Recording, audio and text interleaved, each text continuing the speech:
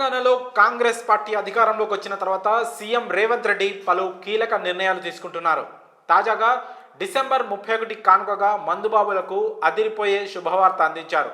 Wine షాపులకు 12 గంటలు, బార్లు రెస్టారెంట్లను అర్ధరాత్రి 1 గంట వరకు తెరిచి ఉంచేందుకు అనుమతిచ్చారు. అంతేకాదు రాష్ట్ర వ్యాప్తంగా జరుపుకునే ఈవెంట్స్లను రాత్రి 1 గంట వరకు జరుపుకోవచ్చని రేవంత్ సర్కార్ తెలిపింది. ఈ మేరకు జీవో కూడా జారీ చేసింది. అయితే ఈ వేడుకల్లో ఎట్టి పరిస్థితుల్లోనూ డ్రగ్స్ వాడకుండా జాగ్రత్తలు తీసుకోవాలని అధికారులను సర్కార్ ఆదేశించింది. అంతేకాదు గ్రేటర్ హైదరాబాద్ పరిధిలోని ఈవెంట్లు, పార్టీలపై ప్రత్యేక నిఘా ఉంచాలని సూచించింది తెలంగాణ ప్రభుత్వం. మరోవైపు కొత్త సంవత్సరం వేడుకల సందర్భంగా హైదరాబాద్లోని 3 కమిషనరేట్ల పరిధిలో పోలీసులు కఠిన ఆంక్షలు అమలు చేయనున్నారు.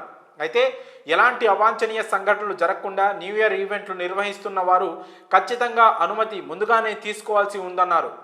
పబ్బుల్లో, న్యూ ఇయర్ పార్టీల్లో మైనర్లకు అస్సలు అనుమతి ఇవ్వకూడదని సూచించారు. అంతేకాదు డిసెంబర్ 31వ తేదీ రాత్రి 10 దాటిన తర్వాత లౌడ్ స్పీకర్లు బంద్ చేయాలని పోలీసులు ఆదేశించారు. అలాగే ఈవెంట్స్లో 45 డెసిబుల్స్కు మించకుండా జాగ్రత్తలు తీసుకోవాలని హెచ్చరించారు. ముఖ్యంగా మ్యూజికల్ ఈవెంట్స్ నిర్వహించేవారు ఈ నిబంధనలను ఖచ్చితంగా పాటించాలని సూచించారు. ఇక బహిరంగ ప్రదేశాల్లో అసభ్యకర డ్యాన్సులు నిషిద్ధం. ఒకవేళ డ్రంక్ అండ్ డ్రైవ్లో పట్టుబడితే భారీగా జరిమానా విధిస్తామని తెలిపారు. 10,000కు పైగా ఫైన్తో పాటు 6 నెలల పాటు జైలు శిక్ష కూడా ఉంటుందని హెచ్చరించారు. అమ్మాయిల పట్ల అసభ్యంగా ప్రవర్తించడం, విచ్చలవిడిగా తిరగడం, పిచ్చి వేషాలు వేయడం చేస్తే కేసులు బుక్ చేస్తామని కూడా హెచ్చరించారు. ఎవరికి ఎలాంటి ఇబ్బందులు కలగకుండా కొత్త సంవత్సరం వేడుకలు నిర్వహించుకోవాలని సూచించారు పోలీసులు.